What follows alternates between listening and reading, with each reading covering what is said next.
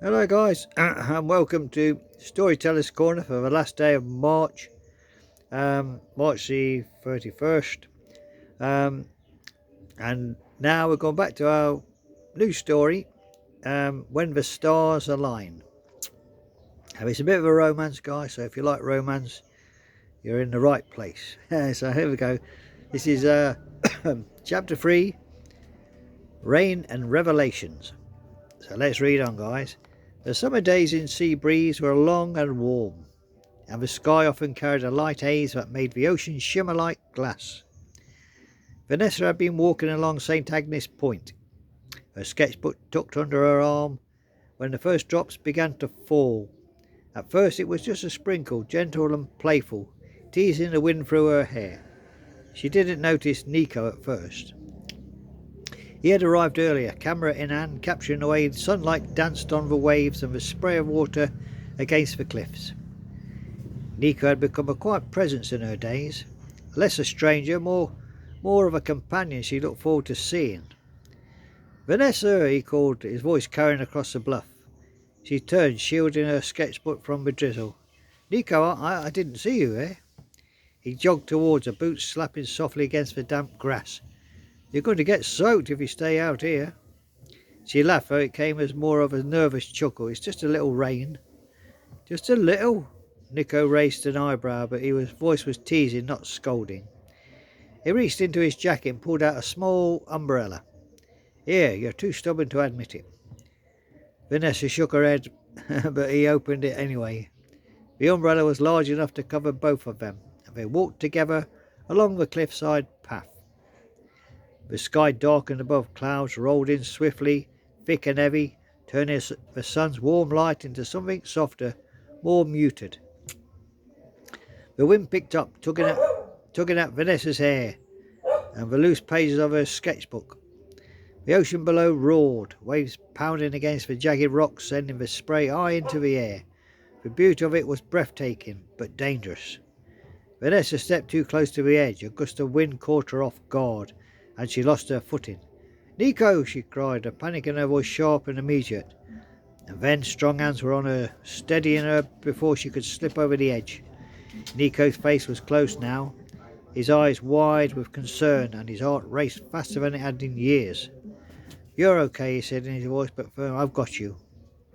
Vanessa's breath itched, not just from the scare but from the way he was holding her, his fingers brushing against hers as he helped her regain balance. And for an heartbeat, the wind, the rain and the crashing waves, all of it faded. I thank you," she whispered, her voice trembling slightly. "You don't have to thank me," Nico said. There was something in his tone, a vulnerability he rarely showed, that made her look up at him full. The rain fell harder now, drumming against the umbrella, soaking their shoulders and plastering her hair to her skin.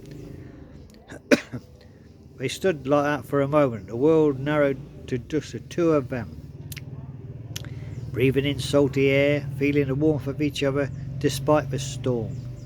Finally, Vanessa spoke, her voice barely above the wind.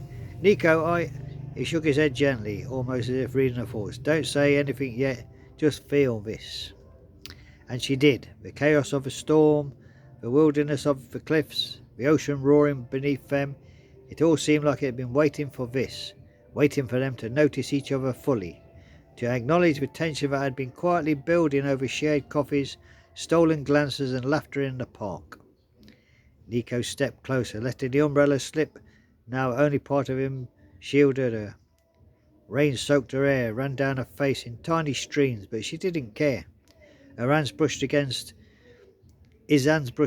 hers, lingering longer for this time, and a shiver ran through her, not from cold but from something deeper. "Vanessa," he said, voice low, almost a whisper over the wind, "I've been wanting to tell you something." Her heart beat faster, each word echoing in her chest like a drum. She swallowed, her hands tightening around her sketchbook. What?" He hesitated, eyes searching hers as if he made sure she was ready.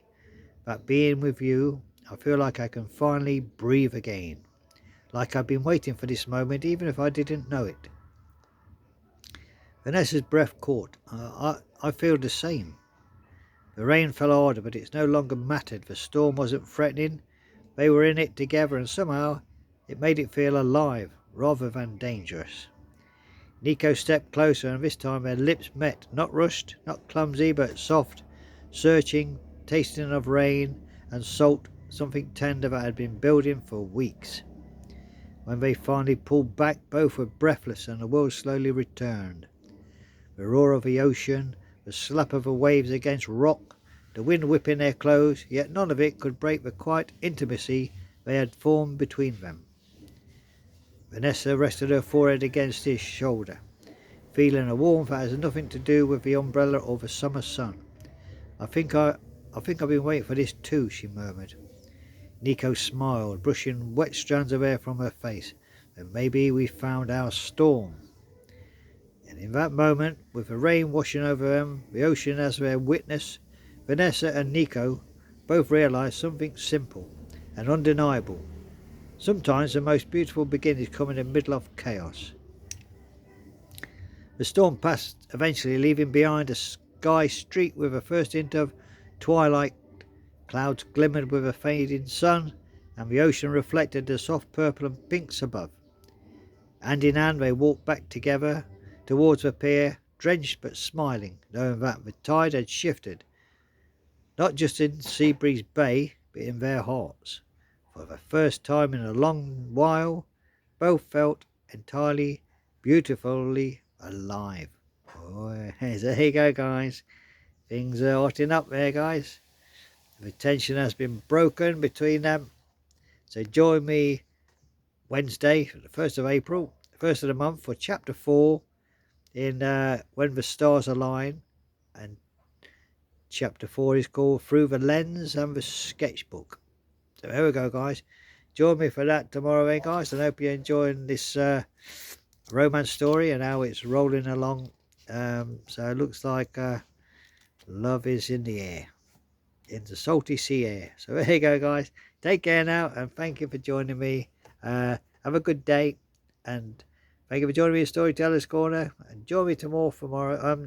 Also, before I go, we've got Topsy Tinkletown tonight, guys.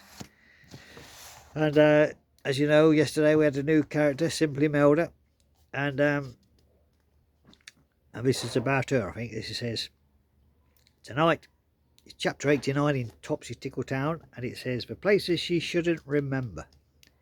And I gather they're talking about Imelda, so let's go over to Topsy Tinkletown tonight, this evening, to see what it's all about.